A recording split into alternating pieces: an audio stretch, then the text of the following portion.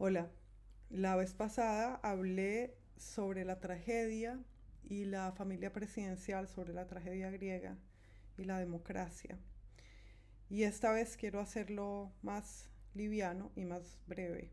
Y entonces pensé en hablar sobre el fin del mundo, además porque estoy en Buenos Aires, no estoy en mi casa como se puede ver por el cambio de escenario, y entonces estoy cerca del fin austral del mundo, por lo menos, eh, del fin geográfico austral del mundo. He puesto muchas veces en mis talleres el ejercicio de escribir el fin del mundo, de hacer una escritura apocalíptica, no necesariamente narrativa, sino escribir bajo la luz, bajo el rayo de el fin del mundo, pensando en eso, o escribir al fin del mundo. Y es un tema que, bueno, como muchos temas, mmm, permite hablar mucho, sobre todo da pie a una profusión de imágenes. Es curioso cómo el pensar en el fin del mundo libera una manera de componer imágenes, pues de todas formas muy psicodélica, eh, delirante, alucinada, como si el fin del mundo estuviera más allá de la composición diurna, de la composición de la vigilia, tampoco correspondiera al sueño exactamente, sino un retorcimiento más allá del sueño. El fin del mundo, sin embargo, es también la fantasía, o corresponde también a la fantasía de la paz. En la imaginación de la destrucción está ese deseo de final, en el sentido de pausa de los conflictos y pausa desde luego del drama, final de las tragedias, última tragedia, último final de la tragedia que contiene a todas las tragedias, después de la cual pues solo puede haber una nota. Eh, entonces el fin del mundo es también la unión absoluta. Nosotros, y esto lo he dicho mil veces, sabemos que los fines de la literatura son el matrimonio o la muerte, ¿no? Que son o la unión o la separación. La muerte, la gran separadora, y el matrimonio, la unión.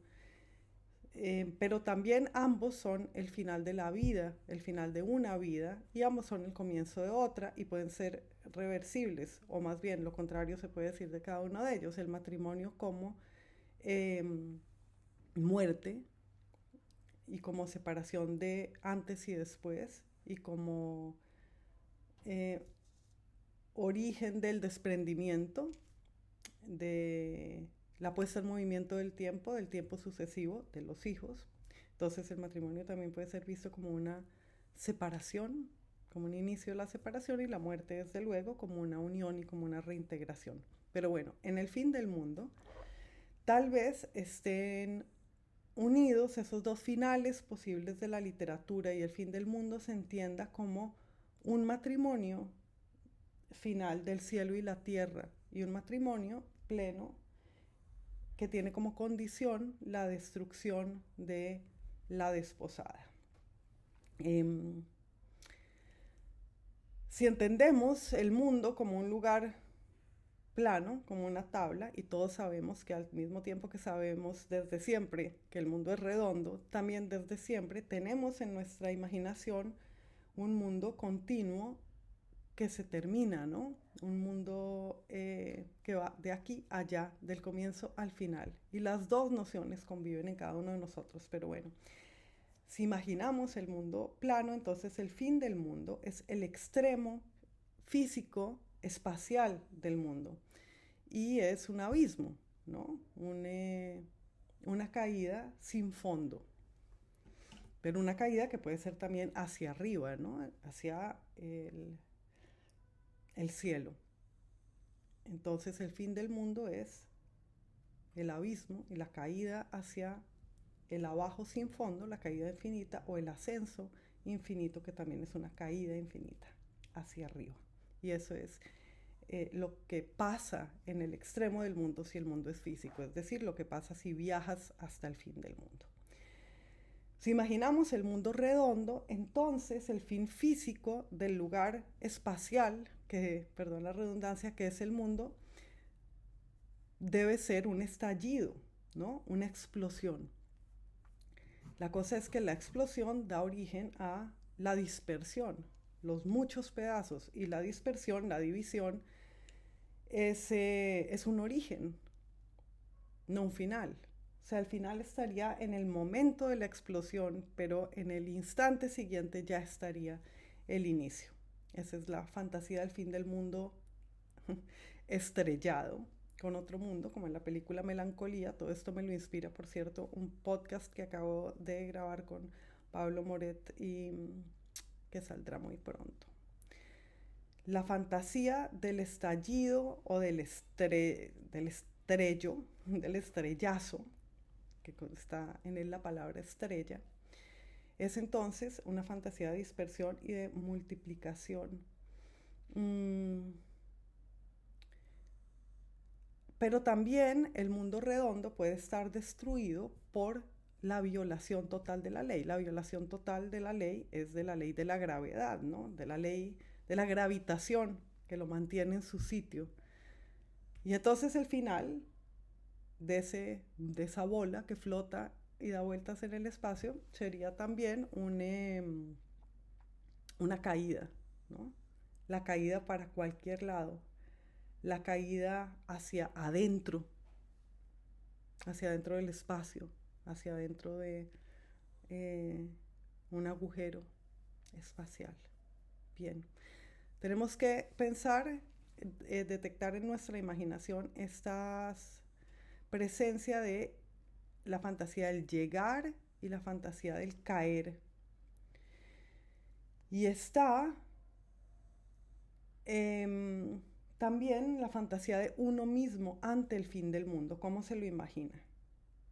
Porque si no se lo imagina como una caída, ya sea una caída de uno por el borde del mundo o una caída del mundo mismo, también se lo puede imaginar como un límite, una pared. Es decir, el fin de es o la caída tras la cual desaparece lo que ha caído, justamente no es más visible en el mismo plano, o una estrellada porque hay un límite, una pared. Y esa pared que estaría al fin del mundo sería, ya que es la última pared, sería probablemente un espejo, porque si la pared no tiene nada detrás, si detrás tiene oscuro completamente, es un espejo esa pared. Y en un espejo se vería uno, el fin del mundo. Creo que esto está en una película de Jarmusch de vampiros. Creo que es en esa, tal vez en otra. Uno se encuentra consigo mismo al fin del mundo, se encuentra con su doble, se encuentra con su cara en el filo del mundo. Entonces esa pared pintada de oscuro detrás de la que no hay nada, como de un espejo, es un espejo en el que se refleja uno. Entonces el rostro de uno enfrentado a uno, el encuentro de uno con uno, el encuentro de uno en contra de uno, sería el fin del mundo. Bien. Nosotros, yo creo que hemos fantaseado siempre con la caída y con la salida del mundo. Pero esa fantasía de la caída o la salida del mundo, en un mundo que sabemos redondo y en una historia que sabemos circular, es también el regreso. Entonces, en el extremo oriental del mundo, hemos imaginado el Edén, el jardín del Edén, que es el lugar de donde, según nuestra mitología más popular, fuimos expulsados o caímos, y a ese Edén también, en el extremo del mundo, en el extremo oriental, queremos volver. Entonces, en el oriente está ese Edén, que es donde sale el sol, el lugar de donde realmente somos y a donde volveremos tras el fin del mundo, aunque esté en el mundo, que es difícil imaginar ambas cosas a la vez. Y el Edén es también nuestro estado primero y nuestro estado natural, digamos, lo imaginamos como el sitio donde sí éramos nosotros. Y ese ser nosotros significa sin muerte, ¿no? O sea, ese lugar que está en el límite del mundo, que es un fin del mundo, un fin al inicio del mundo y un fin al final del mundo humano, es el lugar donde no hay fin, justamente, donde la vida no muere. Siempre hemos viajado, el ser humano, pues por lo general, no siempre, pero la historia de nuestros viajes y de nuestro ir poblando el mundo e ir unificando el mundo también se ha hecho de oriente a occidente, ¿no? Ha sido un viaje que se ha hecho con el día, desde Asia, África, Europa y luego América, o de allá a América por otro lado y antes, pero ha sido así, de oriente a occidente, con el sol y con el día. Al mismo tiempo que hemos conquistado el mundo y lo hemos conocido y lo hemos recorrido, el ser humano también ha querido siempre destruir el mundo. Y es normal, ¿no? Si hay un impulso autodestructivo que nos lleva a todos a destruir, a cada uno a destruirnos a nosotros mismos, a cada uno a destruirse a él mismo o ella misma, es normal que también como especie, y no solo como especie, sino como existencia, también haya un impulso en nosotros que tienda y esté atraído a la destrucción. Entonces yo creo que a la vez que queremos la vida, queremos el fin del mundo. No solamente queremos la muerte, sino que queremos la destrucción del mundo y que el mundo no sea más. Además, también podríamos hablar del fin del mundo como antídoto contra la muerte, es decir, como algo que nos puede aliviar el temor de la muerte, el final de todo. Bien, inconscientemente hemos seguido ese impulso y hemos sabido cómo ir destruyendo el mundo. La explotación que hemos hecho de la tierra, la producción de basuras que quedan, la hipertrofia de lo material, que es esta gran producción de cosas, el rellenar el mundo, conlleva, creo, también una fantasía de que el mundo estalle, como las cosas que se rellenan demasiado, ¿no? Pero también pienso en la explotación de petróleo, en el descubrimiento del petróleo, y pienso en ese camino que tomamos, que fue el del viaje, el de poder viajar por el mundo, que siempre entraña un querer salir del mundo, ¿no? Viajar de oriente a occidente y haber conquistado y conocido y descubierto más y más mundo, también siempre está movido por un querer salir del mundo, por un buscar la salida. Y entonces descubrimos y explotamos el petróleo para viajar más rápido. Y antes del petróleo, el carbón, las dos cosas son de abajo de la tierra y son cosas negras. Y es interesante, ¿no? Porque esta cosa muy, muy negra de abajo de la tierra se contrapone al sol, y sin el sol, pues no podría haber vida, etcétera, etcétera. Pero está esto de abajo de la tierra y la oscuridad. Y el fin del mundo, lo que buscamos al fin del mundo es también una noche de la noche, ¿no? No la noche tras la que siga otro día, sino una noche en la que se pueda entrar más, una noche que sea la cueva definitiva.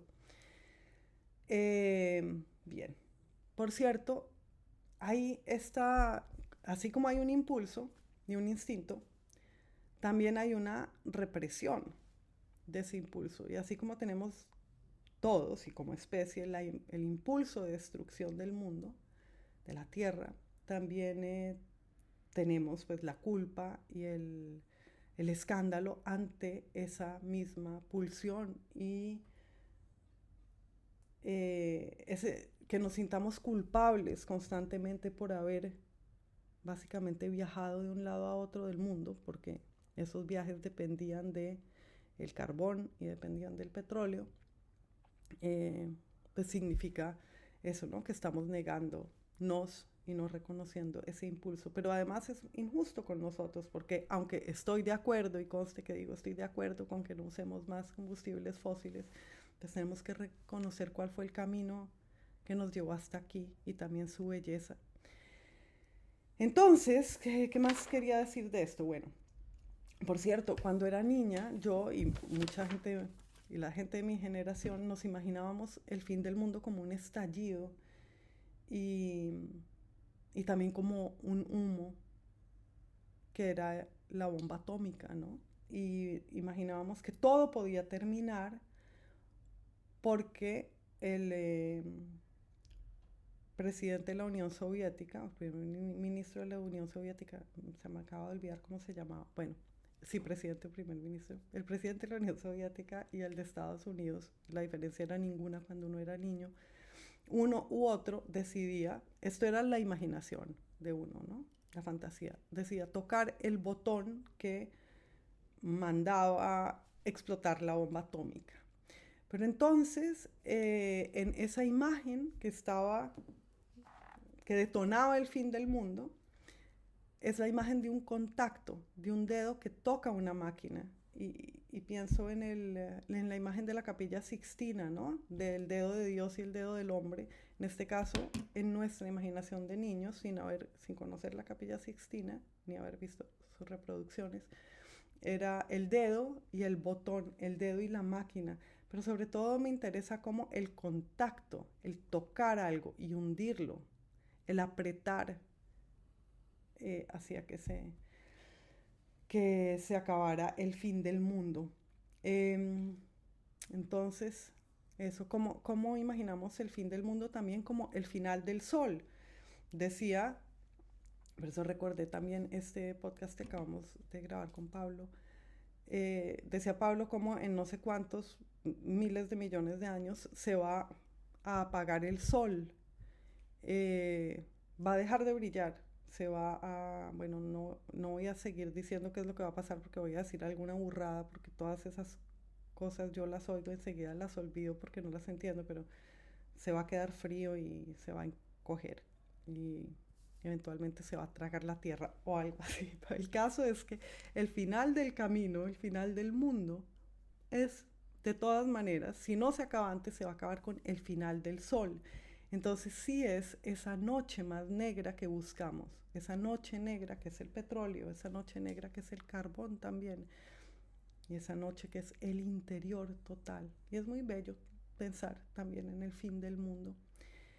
Eh, no solo como lo piensa el melancólico en la película Melancolía de Lars von Trier, que es como una venganza y un triunfo de su propio humor, de su humor negro, de su melancolía, que significa su humor negro, sino como nuestro destino inevitable. Las cosas entonces no solamente no van a durar porque nos muramos, no van a durar porque se van a acabar todas en un momento dado, como conversábamos ese día con Pablo. Pero yo pienso ahora en la posibilidad de que las cosas, ¿en qué posibilidad hay de que las cosas duren más que el fin del mundo? No solo más allá de la muerte, como siempre hemos soñado, el amor más allá de la muerte, sino el mundo más allá del mundo. Como creo que esa es la fantasía que tenemos de enviarnos a nosotros mismos al espacio o nuestras cosas al espacio, que las cosas del mundo duren sin el mundo, pero pues no van a durar en un disco duro ni en un no sé qué que se manda, creo yo.